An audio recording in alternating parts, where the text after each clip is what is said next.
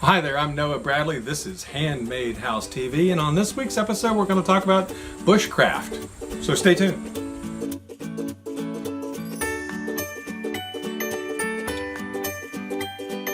Well, all right, this week we're going to talk a little bit about bushcraft, and actually I'm using an email I got with a really great email. I really appreciate the emails I get with good questions, and preferably I like emails with one question, because if they've got multiple questions in it, it takes me a long time to get around to it. But this particular email was just so great, and it gave me the excuse that I can actually talk a little bit with you today about bushcraft and my opinions on it and takes on it and suggestions about it.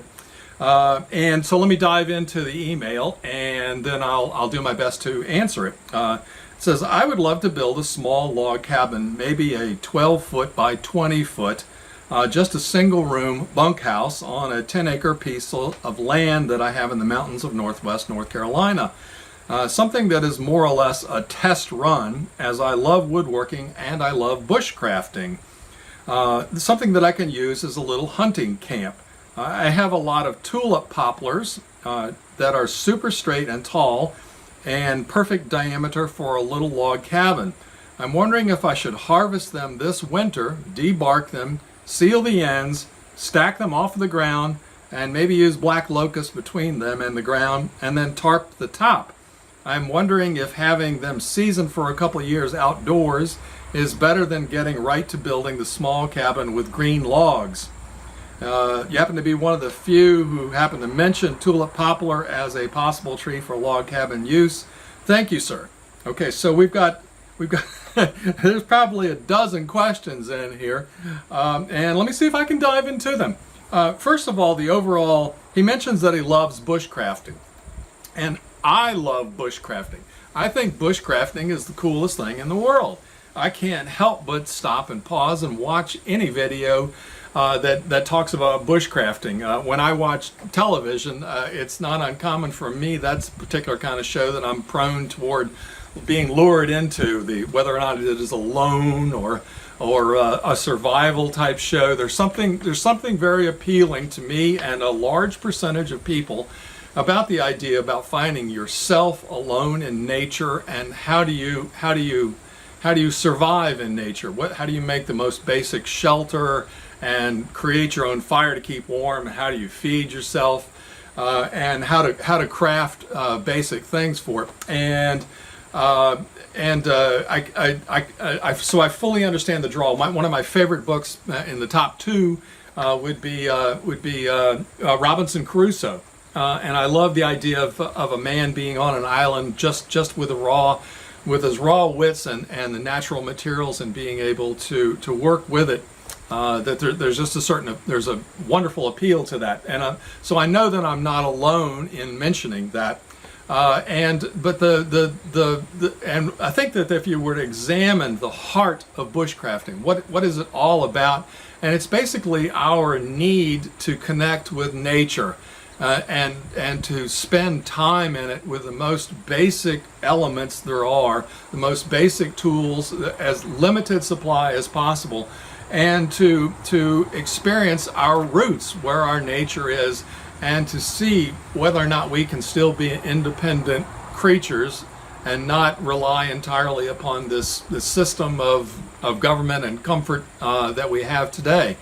And the root of handmade houses is based in this as well. It's trying to combine this craving, this heart of bushcrafting, and wanting to craft and create something and enjoy nature, but also trying to pull in as much of the comforts of modern living as possible, so that we can continue with it. It's just not a weekend adventure, and it's something that a lifestyle that we can achieve, where we're enjoying the benefits of both nature and modern mankind with all of its amenities. And one of the real detriments of bushcrafting is the fact that so much of what is created, everything that I see on TV in bushcrafting, it's always temporary. You build a structure that you can camp in, for a few days, for a few weeks, and maybe you can come back to it a month or two later. But it's a short amount of time before that structure is actually a danger. It could actually hurt a child if they were to find it in the woods. It could collapse upon them. It's only a temporary structure. You're putting out all of this effort for a short-term gain, and then it's lost. And unfortunately, thankfully, not say unfortunately, but thankfully, there are very few worries in our real life that we will be faced with having to start a fire rubbing sticks together. Thankfully, very likely we'll always have access to matches and lighters. And so is there something that one can strive towards in order to create something handcrafted that works with nature that will serve us long term? And that is the nature of handmade houses. If you put out this same effort of going into the woods on your property, and rather than creating a temporary structure, to go ahead and hew the logs for a structure that will stand for centuries to come. Something that can be a joy to build in the woods. You'll get that pioneering experience, but then you'll be able to live in it the rest of your life, and your children will be able to live in the rest of the life. And you'll be able to experience some of the comforts, and how much of the comforts you want to bring in is up to you. But it's there. It's an option for you. It's not wasted effort. I get the feeling that this individual is thinking along the same lines here with it. So let me point by point go through the email. I would love to build a small log cabin, maybe a 12 by 20, just a single bunk room house. First of all, with 12 by 20, I'd probably encourage you to boost that up to either a 14 by 20 or a 16 by 20. The difference in comfort and usability of a structure that's just a couple of feet wider than what you're stating here is so much better. And it's not going to cost you any more or take you any more time to get that extra couple of feet in there. And the idea of building a small log cabin as a test run is an excellent idea. That's what I encourage people to do in the Log Cabin Academy course that I've created. I demonstrate to you how to build a small log cabin, to do a test run, to go through the entire process. And what you end up with there is a very usable outbuilding without going something as large as, say, a 16 by 20. I think the one in there was like a 6 by 10 type range there, which is a very usable size that one person can easily put up. And by the time you get building such a structure as that, you can build it in your own backyard, close to home. It's easily portable to your future site. And by the time you get going through that, it's easy. All you have to do is order larger logs for your future home. So the idea of doing a test run is a great idea if you've never built a log cabin before. It says, I have tulip poplars that are straight and tall and the perfect diameter for a cabin. I love tulip poplar. Tulip poplar is a wonderful species of wood. It's beautiful, it's abundant, it's relatively knot free, and extremely available in our particular area here in the mid-Atlantic. It's extreme. The only negative aspects of tulip poplar is it's not a good one to come in exposure to the ground. You don't want to ever lay it on the ground. You got to keep it up, but tulip poplar can get wet and dry out repeatedly over and over again. I've seen log cabins that are a couple of centuries old that are built out of tulip poplar, and they do just fine. All you got to do is keep it up off the ground and chink it properly, and you will never have a problem with tulip poplar. The other problem with tulip poplar is that it tends to check. It tends to crack heavily right down the center of the log. And so it's easy to identify a tulip poplar cabin when you come up to it. The logs look extremely smooth. There's not a whole lot of proud grain to it. It's a pretty bland, smooth wood, but also it tends to have a crack running right down the middle of it. And that crack 99% of the time is just fine. There's no issue with having a crack in your tulip poplar cabin. I think it adds character if nothing else. It says, so he has them tall, straight, and I'm wondering if I should harvest them this winter. Okay, by far the best time to harvest your logs, if you really want to focus on the best time to do it, I generally encourage the best time to harvest logs is when you need them. If you have the opportunity and the need to do it now, then do it now.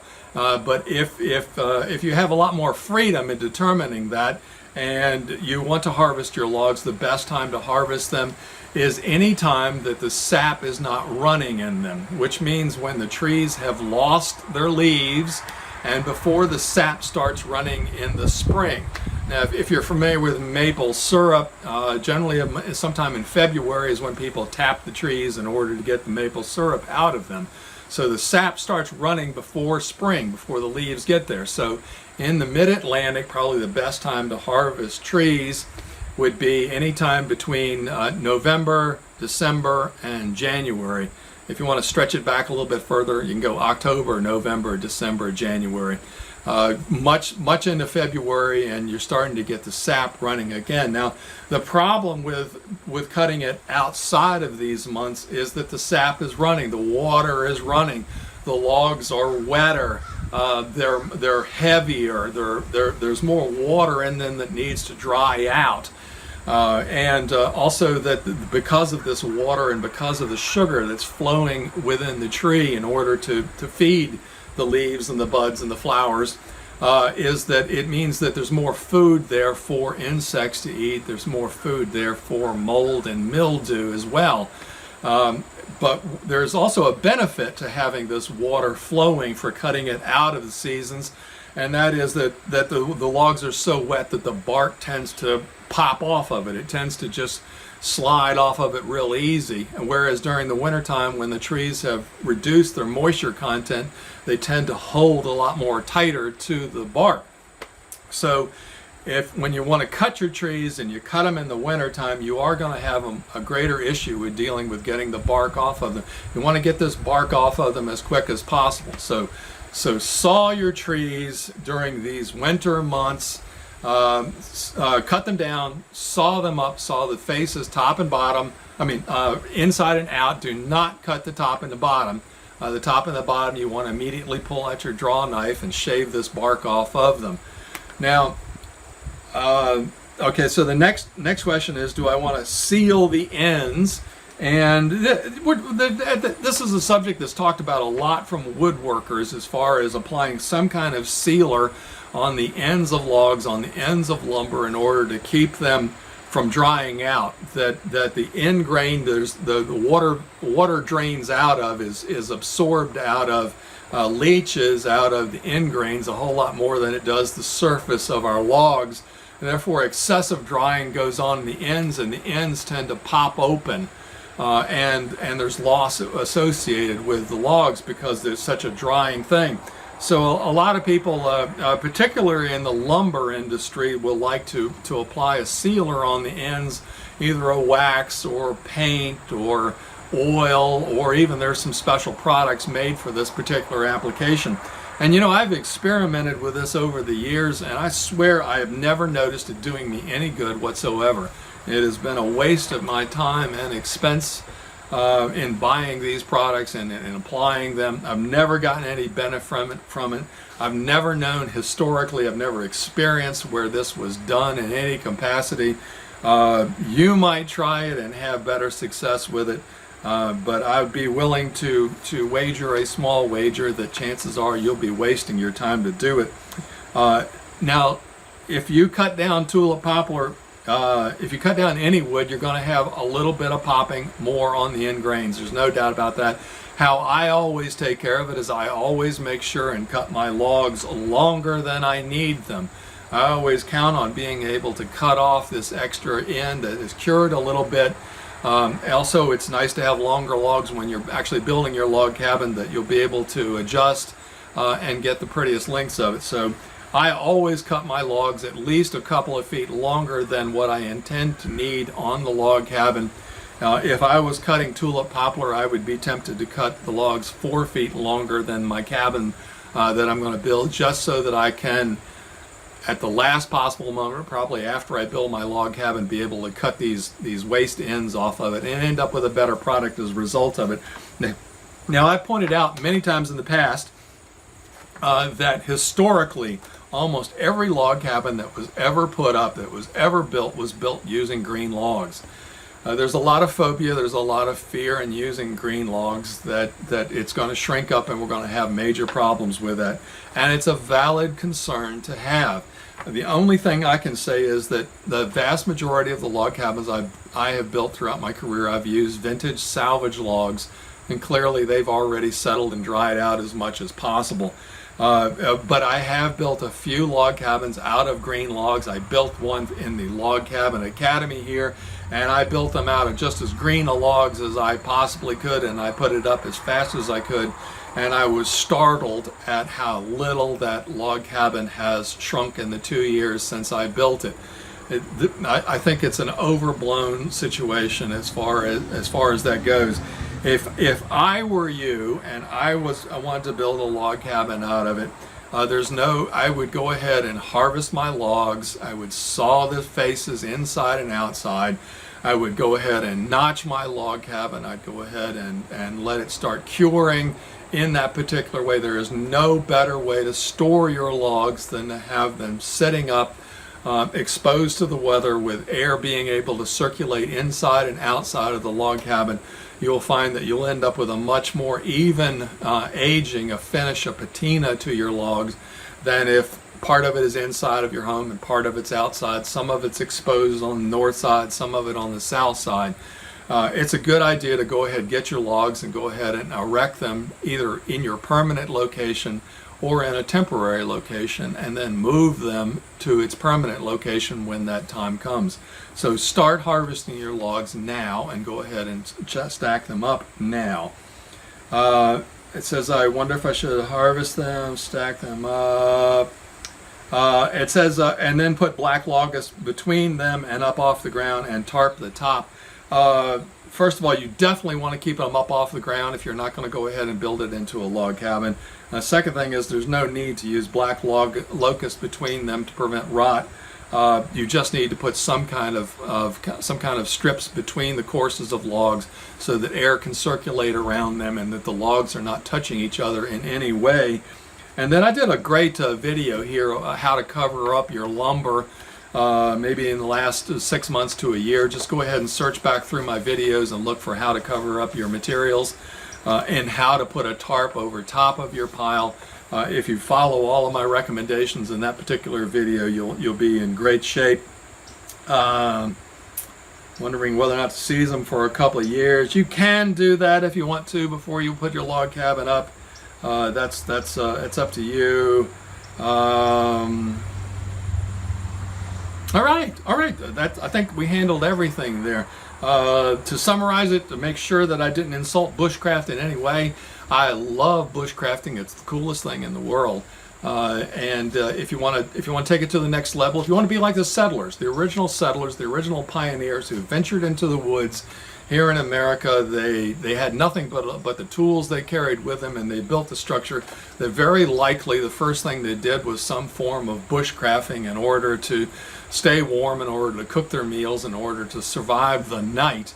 But very soon they started working on their permanent home, which is the principles we follow here in handmade houses, of building a log cabin or a timber frame or a stone structure that could be a permanent, long-lasting, centuries long-lasting, low-maintenance type home for them. Still working out in the environment, still taking advantage of the materials they had on hand.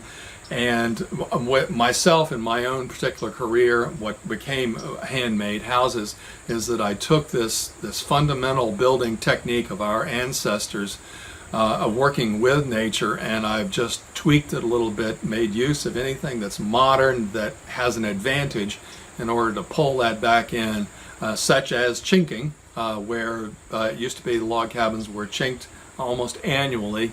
Whereas I came up with a formula for chinking it so that it should last your lifetime, one application. Anyway, you guys take care. Thank you so much for tuning in here to Handmade House TV. I've got another great question from you guys that I want to share with you here next week. Until then, you guys take care. Bye now.